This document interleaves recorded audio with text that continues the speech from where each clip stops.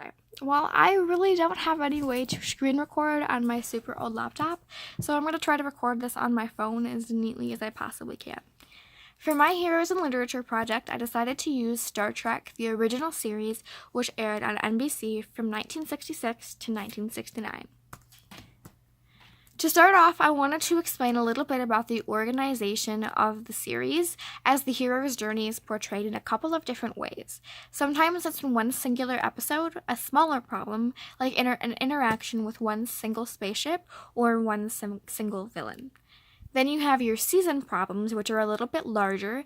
That's often one planet or one universe. And then you have your series, which is your main message or a theme that you're trying to pull across.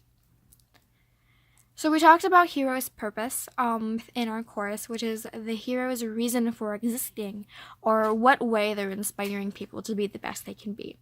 Star Trek has two main messages that I think it tries to show throughout its series. The first one being that we as a human race can do better and be better for ourselves and for others in the years to come. And Star Trek is also a story of sacrifice, which is an idea that I will touch on a little bit later in the presentation. So the hero's journey is a cycle that shows itself in kind of the same way, just through different time spans in the series. It always starts off with a call for adventure, then receiving a message from another ship or another planet in an alien language that has to be translated. Sometimes they usually try to refuse this call, ignoring it, but no matter what they do, they always end up getting wrapped up into it anyways. Then you have a mentor, someone like Spock, Captain Kirk, or Scotty, who often offers some form of knowledge or intelligence that helps them get through and overcome their problems. Then you have your first steps, which is beaming down from the ship, crossing onto another ship or planet.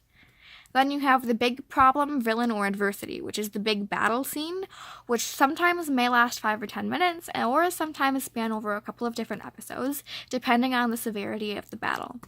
And then you have your rewarding, resurrecting, and returning. Sometimes this is better than others, and everybody will return home happy and healthy, or sometimes you've lost some people along the way, but you all return in the long run.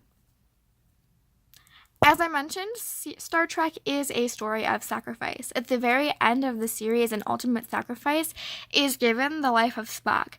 This sacrifice pulls together all of the previous little taught messages from every episode and season and really drills in that idea of sacrifice for yourself, for others, for the universe, or for all of space.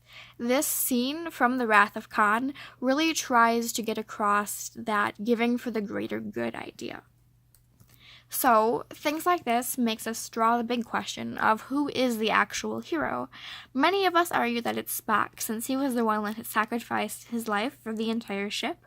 Many argue that it was Captain Kirk, because he was the one that got everybody on the ship through all of the adversities they had faced, or some may argue that it was the entire ship themselves. One thing about Star Trek is that everybody on that ship is a regular, normal person. Even if they're an alien, they're just ordinary people with ordinary emotions, thoughts, and actions. And I feel like this really draws the point that anybody can be a hero. Even you. Even people on Earth. You don't have to be an alien. It doesn't have to be billions of years into the future. And you don't have to be onto the USS Enterprise.